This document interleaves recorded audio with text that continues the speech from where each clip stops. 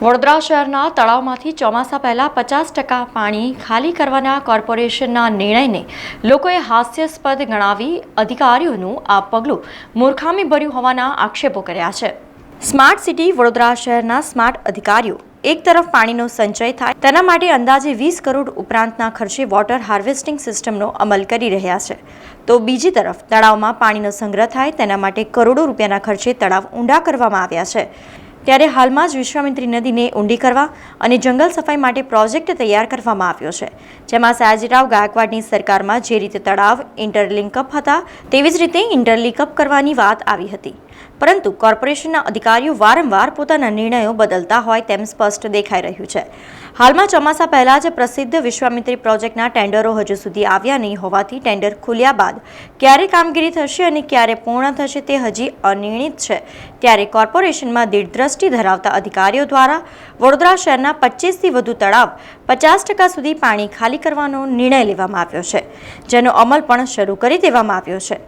હાલ તળાવ બહાર પંપ મૂકી તમામ પાણી વરસાદી ગટરમાં ઠાલવવામાં આવી રહ્યું છે, જે પાણી પણ કેટલાક તળાવમાં બેક આવતું હોવાનું બહાર આવ્યું છે। ત્યારે કોર્પોરેશનના દક્ષિણ ઝોનના કાર્યપાલક ઇજનેર અનુપ પ્રજાપતિ હાલ તળાવોમાં પંપ મૂકી તમામ પાણી વરસાદી ગટરમાં ઠાલવવાની વાત કરી રહ્યા છે। સ્ટોરેજ કેપેસિટી વધે, જો તળાવ ભરેલા અને વરસાદ પડે તો પાણી આપણે ઓવરફ્લો થઈ જાય। એના માટે તળાવ અત્યારથી ખાલી કરીને સ્ટોરેજ કેપેસિટી વધારવાનું આયોજન છે। એમાં દક્ષિણ ઝોનમાં દંતેશ્વર તળાવ છે, તરસાલી તળાવ છે, કપુરાઈ છે, કંચન ભગત તળાવ છે અને મસ્યા તળાવ, 5 તળાવ ખાલી કરવાનું આયોજન છે। એમાં દંતેશ્વર, તરસાલી અને કપુરાઈ ખાતે ઇલેક્ટ્રિક કનેક્શન ઉતારીને ડિપાર્ટમેન્ટ દ્વારા ખાલી કરવાનું આયોજન છે અને કંચન ભગત અને મસ્યા ઓલમોસ્ટ ખાલી થઈ ગયા છે તળાવ।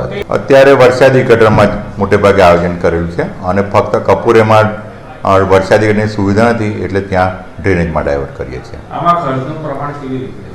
ખર્ચ આપણે ડિપાર્ટમેન્ટલી છે અને લાઇટ બિલ આવશે, વત્તા માનવની જે મૂકીશું પંપ ચાલુ બંધ કરવા માટે એનો ખર્ચ આવશે। આ તળાવ અત્યારે ખાલી છે, વરસાદી ગટર જે છે એનું ડાયવર્ઝન ચેનલમાં આપેલું છે એટલે ડ્રેનેજનું પાણી અત્યારે બાયપાસ થઈ રહ્યું છે। જ્યારે બીજી તરફ ભાજપના જ પૂર્વ કાઉન્સિલર વિજય પવાર, જેણે પોતાના કાર્યકાળ દરમિયાન તત્કાલીન મુખ્યમંત્રીને પત્ર લખી તળાવના ઇન્ટરલિંકઅપ બંધ કર્યા હોય તેને પુનઃ કાર્યરત કરવાની માંગ કરી હતી। જોકે હાલ એ વિષય બાજુ પર મૂકી તળાવો ખાલી કરવાની શરૂઆત થતાં જ વિજય પવાર આગ બબૂલા બન્યા હતા અને કોર્પોરેશનના પગલાંને મૂર્ખામી પગલું ગણાવ્યું હતું। તળાવો ખાલી કરી રહ્યા છે। હવે એક બાજુ આપણે વડોદરા શહેરની અંદર વોટર હાર્વેસ્ટિંગ કરવા માટે 20 કરોડના ખર્ચે અલગ અલગ ઝોનની અંદર વોટર હાર્વેસ્ટિંગ કરવાના છે, જેનાથી પાણી જમીનની અંદર વરસાદનું પાણી જમીનની અંદર ઉતરે, તો આ કુદરતી જે તળાવમાંથી પાણી જમીનની અંદર ઉતરતું હોય, આ જમીનની અંદર પાણી ઉતરતું, હવે મેં એવું સાંભળ્યું કે એને 30 લાખ રૂપિયાના ખર્ચે આ લોકો 50%થી ઉપર પાણી ખાલી કરી રહ્યા છે। તો એ આવો તકલાદી નિર્ણય કોઈ લીધો એવી એના બુદ્ધિનું પ્રશંસા કરવા જેવી છે કે તમે તળાવ ભરવાની જગ્યાએ તમે તળાવ ખાલી કરી રહ્યા છો। હવે હજુ તો મે મહિનો આવ્યો નથી, આ ગરમીના લીધે પાણી કેટલું સુકાવાનું છે કોઈને ખબર નથી, વરસાદ આવશે કે નહીં એ કોઈને ખબર નથી। તમે આ બધા તળાવો ખાલી કરી દો, 50%થી નીચે તમે તળાવ ખાલી કરી દીધા અને ગરમીના લીધે બાકીનું પાણી સુકાઈ ગયું અને વરસાદ ના આવ્યો તો તમે શું કરશો? એમની જે કામગીરી આગળ થઈ હશે એની બીક લાગે છે કે ફરી વરસાદ પડશે તો પાણી શહેરમાં ફેલાશે। મેં તો જાતે 2020ની અંદર આપણા આદરણીય તત્કાલીન મુખ્યમંત્રી રૂપાણી સાહેબને લેટર લખેલો કે વરસાદનું પાણી શહેરમાં ફેલાતું રોકવા બાબત એવો 4 પાનાનો લેટર લખેલો કે ભાઈ પાણી શહેરમાં કેમ ફેલાય છે, કે તળાવ કનેક્ટિવિટી ઓછી થઈ ગઈ છે, કાંસો પૂરાઈ દેવામાં આવી છે અને વિશ્વામિત્રી પાણી લેતું નથી। હવે એક બાજુ અત્યારે આપણે વિશ્વામિત્રી પોળીને ઊંડી કરી રહ્યા છે, તો એની આવક લાવવા માટે બી તમારે કાંસો ખોલવી પડશે। તમે વિશ્વામિત્રી નદી ઊંડીને પોળી કરવાથી કશું થવાનું નથી, એની પૂર્વ વિસ્તારનું પાણી વિશ્વામિત્રી નદીમાં આવવું જોઈએ, પશ્ચિમ વિસ્તારનું પાણી નદીમાં આવવું જોઈએ, તો તમે ફ્લડ રોકી શકો। આ તો મૂર્ખા જેવી વાત છે કે તમે તળાવો ખાલી કરી નાખો। તળાવ પાણીનું સંચય કરવા માટે બનાવવામાં આવે છે, તો વોટર લેવલ તમારું ઉપર જાય તો તમે અત્યારે આ તમે નક્કી કેવી રીતના કરશો કે વરસાદ આવવાનો કે નથી આવવાનો?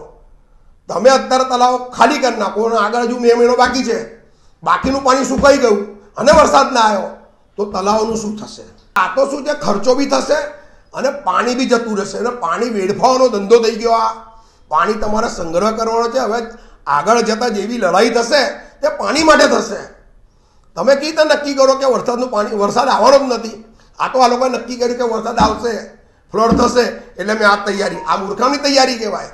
તળાવ ખાલી કરીને તમે પાણી એમાં ભરશો એ તૈયારી ના કહેવાય. અચ્છા, તમે તળાવ ખાલી કરો છો તો તળાવની અંદર પાણી વરસાદનું આવશે એવી કોઈ યોજના ખરી કે ખાલી ખાલી જ કરવાનું? એટલે આ જેને બી કર્યું હશે એ મને તો ખોટું લાગે છે. જ્યારે કોર્પોરેશનના વિપક્ષ નેતા ચંદ્રકાંત શ્રીવાસ્તવે સર સાજીરાવ ગાયકવાડની દીર્ઘ દ્રષ્ટિને વખાણી હતી અને સાથે સાથે કોર્પોરેશન દ્વારા તળાવના બ્યુટિફિકેશન પાછળ કરોડો રૂપિયાના ખર્ચો કર્યા બાદ તળાવની સંગ્રહ શક્તિ ઘટાડી હોવાનું જણાવ્યું હતું. બ્યુટિફિકેશનના નામે જે તળાવો બનાવ્યા એ તળાવો નાના કરી દીધા. સિદ્ધનાથ તળાવ જેવું હોજ જેવું થઈ ગયું છે. ઘણા તળાવો નાના થઈ ગયા છે બ્યુટિફિકેશનના નામે. એટલે પાણી ઓછી કરવાની જે થીમ એમની હતી કે બ્યુટિફિકેશન કરશું, એની જગ્યા પર તળાવો નાના થઈ ગયા, એની ક્ષમતા ઓછી થઈ ગઈ છે. ઇન્ટરલિંક તોડી નાખ્યું છે તો પાણી ત્યાં ને ત્યાં જ ભરાય. કેટલાક તળાવોની અંદર ડ્રેનેજ જોડી દીધી છે, જેવું તંતેસરની વાત કરો છો ત્યાં ડ્રેનેજ જોડાયેલી છે, દુર્ગંધ મારે છે. ONGCને આપણે જગ્યા આપી ત્યાંના ખેડૂતોની, તો ત્યાંથી રોડ નહીં કાઢ્યો, ઇન્ટરલિંક ત્યાંથી પાણી જતું હતું એ બંધ કરી દીધું, એટલે કુંડ થઈ ગયો છે. તળાવ નથી રહ્યો, કુંડ થઈ ગયો છે. જે વસ્તુ થોટ વગર બને, મહારાજા પહેલાં જ્યારે જે કોઈ બી વસ્તુ બનાવતા હતા તેના પર વિચાર કરતા હતા, લોકોને બોલાવતા હતા. આ તો વિરોધ પક્ષનું સ્થાન જ મટાવી દીધું છે, કારણ કે વિરોધ પક્ષ એમને ખામીઓ કાઢે એ એમને ગમતું નથી. એમને એ જ ગમે છે કે જે વાહ કરે અને શહેરને લૂંટે એ જ લોકો ગમે છે. બાકી અમારા લોકો જેવા કોઈ પણ, અમારા પુષ્પાબેન અમુક વસ્તુમાં બોલે છે, અમારા અલકાબેન બોલે છે, પણ એ શહેરની હિતની વાત કરે છે, નહીં કે ભ્રષ્ટાચારની વાત કરે છે. એટલે તમારો ક્રિટિસાઇઝ કરતો હોય, તમારા માટે બોલતો હોય, પણ એના હૃદયની અંદર શહેરના હિતની વાત હશે, શહેર કઈ રીતે સારું બને એની વાત હશે. તમે લોકો કોઈની સાચી વાત સાંભળવા નથી માંગતા અને શહેરનું સત્યાનાશ કરી રહ્યા છે, એ નરી આંખે દેખાય છે. સમાચારોના સતત અપડેટ માટે TNN ન્યૂઝને YouTube પર સબસ્ક્રાઇબ કરી બેલ આઇકોન પ્રેસ કરો અને અમારી સાથે જોડાયેલા રહો Facebook, Instagram અને Twitter ઉપર.